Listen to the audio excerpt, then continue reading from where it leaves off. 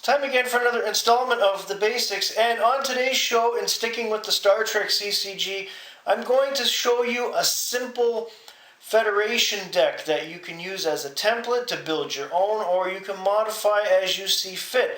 Now, this is my actual Federation deck that I play with, and it does have a Q's10 side deck, which I'm also going to show you.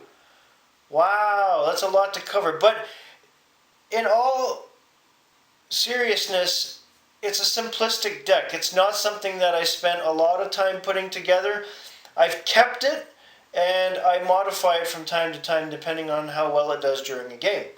Let's get started, shall we?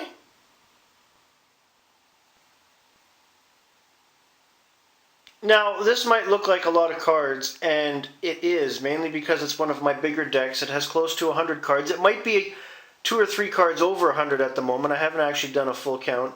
And it does contain a side deck. But that being said, a Federation deck is very simplistic to make because you have an abundance of ships and personnel and many interchangeable attributes and a lot of good equipment cards and other artifacts and other events and interrupts that complement Federation very well.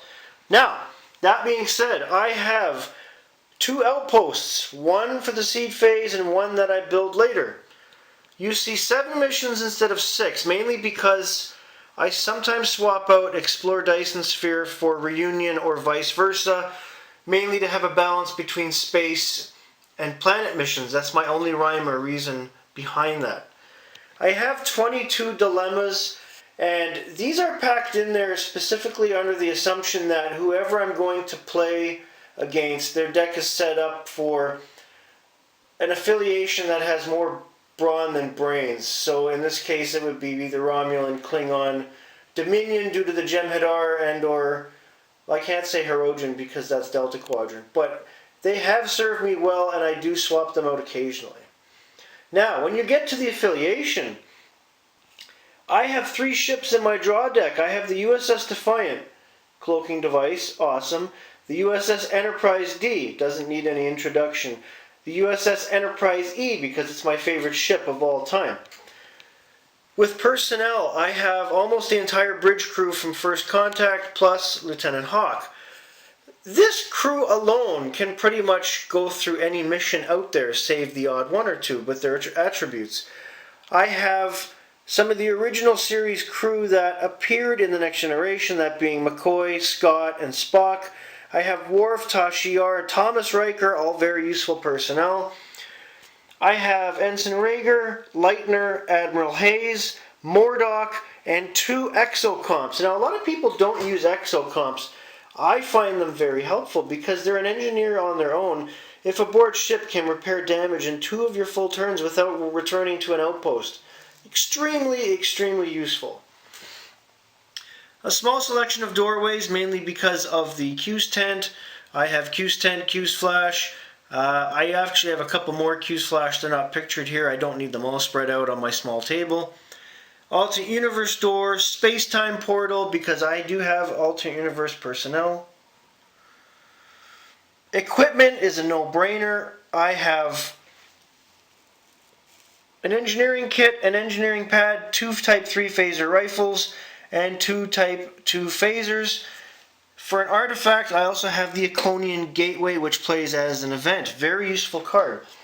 Now, let me move some of these out of the way. In terms of interrupts, I have only the best. Auto-destruct.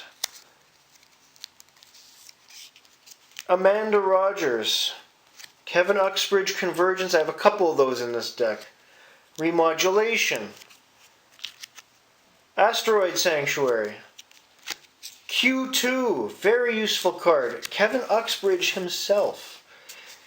In terms of events, I have a couple red alerts, plasma fire, nutational shields, space dock, a couple captain's logs, the big picture, there's another captain's log, computer crash, quantum slipstream drive, anti-time anomaly, I love that card for some reason, I always have, a couple Q-nets, yellow alert for obvious reasons, more nutational shields, it's my other red alert, and warp core breach.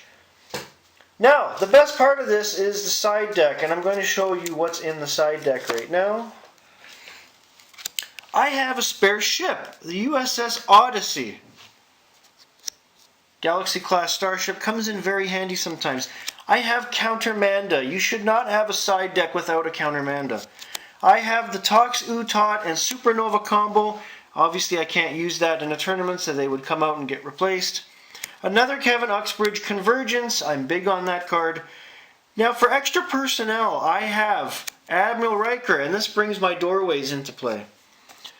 So many attributes. It's a great card. And I have a spare runabout. I have rescue. I have a temporal rift. Engage shuttle operations, that's for the runabout. Captain Kirk, one of the best cards in the game. And finally, an extra captain's log. Now, you might think of this as a rather extensive deck, but it never took me long to put it together. And even though it seems extensive, it's really not. It was a very simple deck to put together, and it's also a heavy hitter. It's one of my better decks. Now, that being said, I refer to this deck as my Power Federation deck, mainly because this deck has more interrupts and events and more good stuff like that crammed into my side deck than all my other decks have. Mainly because I wanted a deck that can take on almost anything out there, save the board, because I still might run into problems, mind you. But I have enough cards in this deck and in the side deck that I can whip through a lot of things. I can negate what my opponent's doing for the most part, and I can easily get past dilemmas and score points. And that's kind of what you want to do if you want to put a Federation deck together. That's all for today. Have a great day, everybody.